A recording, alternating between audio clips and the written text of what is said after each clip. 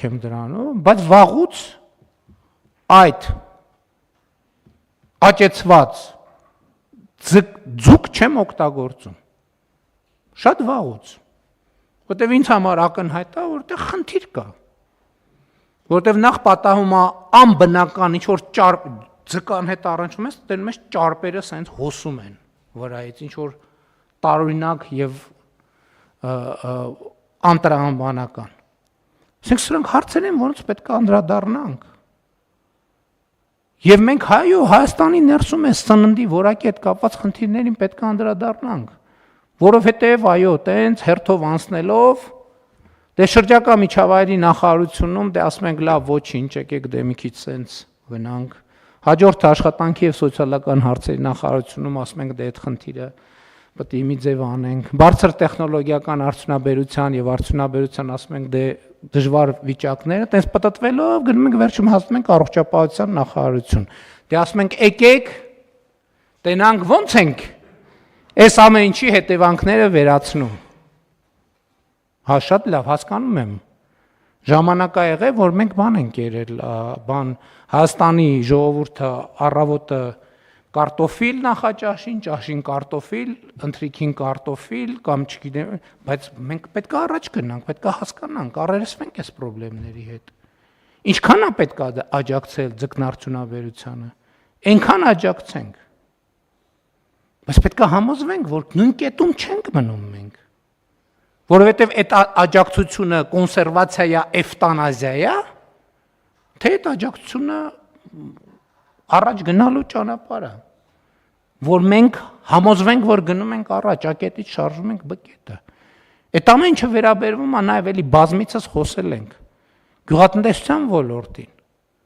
Այսպես ասած, ոչ նորմատիվային հողեր հասկացություն կա Հայաստանի Հանրապետությունում։ Ոչ նորմատիվային հողերը այն հողերն են, որոնք սովորականից ավելի շատ ջուր են պահանջում վեգետացիան ապահովելու համար։ Մենք ոչ նորմատիվային հողի վրա, երբ որ ամենացածրարժեք մշակաբույսն ենք աճացնում, ստեղ հարց է ժողովուրդ ջան, 1000 դրամի ջուր ենք վատնում, լավ 1050 դրամի արտադրանք ստանում։ Մենք չենք ասում այդ հողի վրա բան չաճացնենք, բայց ասում ենք այդտեղ աճացնենք ոչ թե ցածրարժեք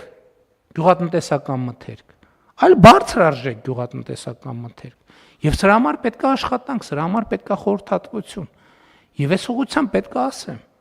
Գիտեք, ես գիտեմ, որ այսօրվա իրավիճակը կապված ԵԱՏՄ-ի ռուսական շուկայի եւ Ռուսաստանի շուկայի հետ շատերը ճգնաժամ են համարում։ Ես համարում եմ հնարավորություն։ Որովհետեւ ել չեն կարա գան ասեն, գիտեք, լավ էլի 2018 թվից տասնյակ անգամ է լավ էլի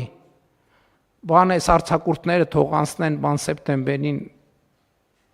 կանդրադառնանք սեպտեմբերին հազիվ տենց տացը բանն էլ նորմալ վիճակում են եկեք ձեռ չտանք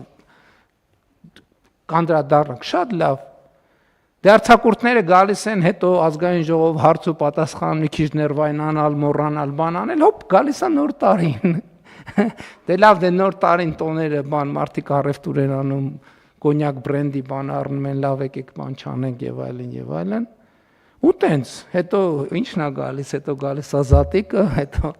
հետո արցակուրտները նորից սկսում են եւ այլն աջակցենք ինչքան պետք է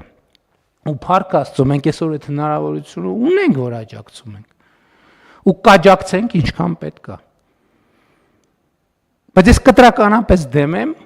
որ մենք աջակցենք այն ուղղությամբ, որը չի տանում զարգացման։ Ընդ որում մենք բոլոր ոլորտներում ենք, հիմա մենք աշխատանքի եւ սոցիալական հարցերի բոլոր ոլորտներում էլ մենք տենց ենք բանանում։ Այդ մեր քաղաքականությունը աջակցենք ինչքան պետք է եղածից ավել, բայց դա պետք է ուղղված լինի զարգացմանը։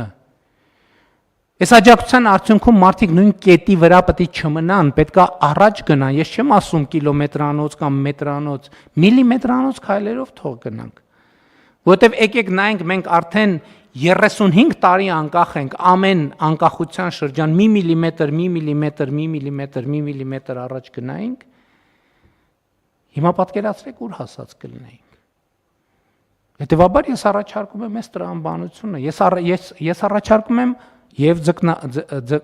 բոլոր այդ երկխոսությանը ես հրավիրում։ Եկեք խոսենք, եկեք հասկանանք։ Եկեք հասկանանք, որ կողմնացույցը 4 կողմ ունի, ել չեմ ասում 4 ու 10 աստիճան, այսինքն այդ կողմերն էլ հələ, այսինքն քառորդ չի էլի։ 4 ուղղություն, բայց այդ 4 ուղղությունների մեջ